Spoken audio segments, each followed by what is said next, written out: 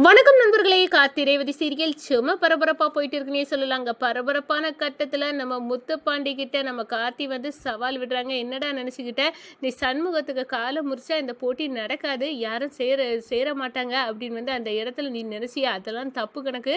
நாங்க வந்து சண்முகத்துக்கு பதிலாக வேற ஒரு ஆளை இறக்குவோம் அப்படின்னு வந்து சொல்ல நேரம் நம்ம சண்முகம் வெளியூர்ல இருந்து வந்துக்கிட்டு இவன் இந்த துள்ளான்னு இவனை வந்து அடக்கணும்னா இவனுக்கு பொண்டாட்டியை கடத்துங்கடா அப்படின்னு வந்து நம்ம ரேவதியை வந்து கடத்துறாங்க. ஒரு கட்டத்துல தோலை உரிச்சுறாங்க நம்ம ராஜா. ரேவதியை கடத்தின நபர்கள் தோலை உரிச்சு நம்ம சண்முகம் வந்து முகத்துல கரையை பூசினதுக்காக நம்ம ரேவதியை வந்து காப்பாத்திறாங்க. அதே நேரத்துல போட்டியில வெற்றி பெற்று அந்த ஊருக்கு வந்து கோயிலுக்குள்ள செல்ல அனுமதியை வாங்கிறாங்க. நம்ம முத்துப்பாண்டிக்கு ஒரு சரியான பாடத்தை புகட்டிக்கிறாங்க நம்ம கார்த்தி. அதை பற்றி தான் இந்த வீடியோக்குள்ள பார்க்க போறோம். அதுக்கு முன்னாடி சேனலுக்கு லைக் அண்ட் சப்ஸ்கிரைப் பண்ணுங்க ஃப்ரெண்ட்ஸ். பக்கத்துல இருக்க பெல் ஐகானையும் கிளிக் பண்ணுங்க. அப்பதான் நான் போடுற ஒவ்வொரு வீடியோவா நோட்டிபிகேஷனா உங்களுக்கு கிடைக்கும். வாங்க ஃப்ரெண்ட்ஸ், வீடியோக்குள்ள போகலாம்.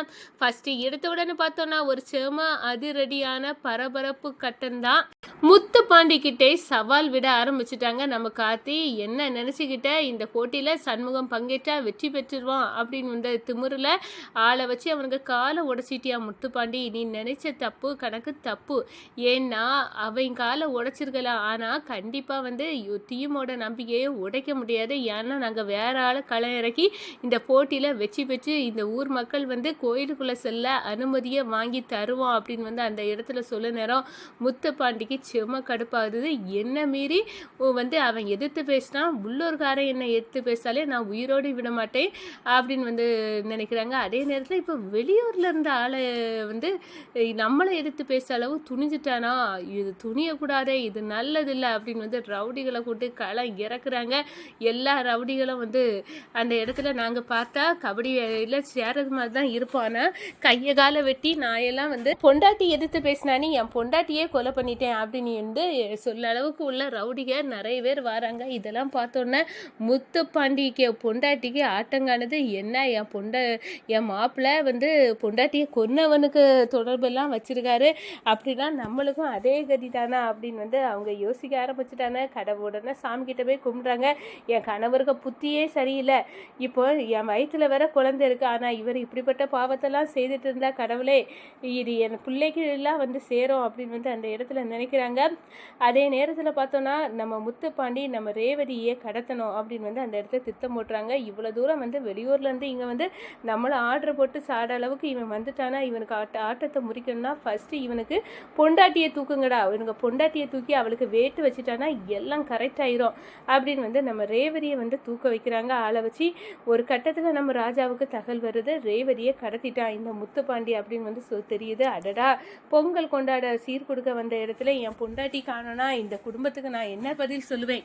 எப்படியாவது அந்த முத்துப்பாண்டிட்ட இருந்து என் பொண்டாட்டியை நான் காப்பாற்றி ஆகணும், ரேவதிக்கு ஒன்றுமே ஆகக்கூடாது அப்படின்னு வந்து அந்த இடத்துல வந்து நினைக்கிறாங்க. அதே நேரத்தில் நம்ம கார்த்தி வந்து அந்த முத்துப்பாண்டி வந்து ரவுடிகளை வச்சு நம்ம ரேவதியை கடத்திருப்பாங்களா, அந்த நபர்களை கண்டுபிடிச்சி தோலை உரிக்கிறாங்க. ஒரு கட்டத்தில் நம்ம ரேவதியை வந்து காப்பாற்றிறாங்க.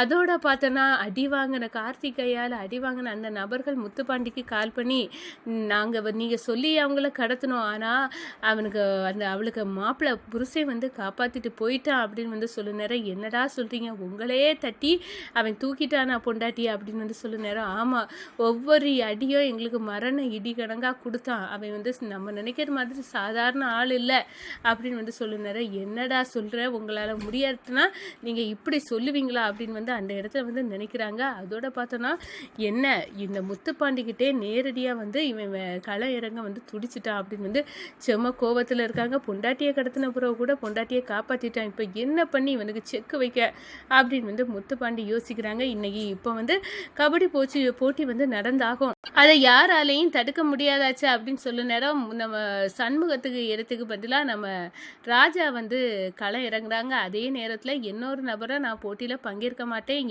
ஏற்கனவே இந்த சண்முகத்துக்கு காலம் முறிச்சிட்டான், இனி என் கையெல்லாம் முறிஞ்சா அவ்வளவுதான் நான் அப்படின்னு வந்து துண்டக்கானல துணியக்கானலன்னு ஒரு நபர் ஓடி இருப்பாங்க. அவங்க பங்குக்கு நம்ம இளையராஜாவையும் வர வச்சிருப்பாங்க.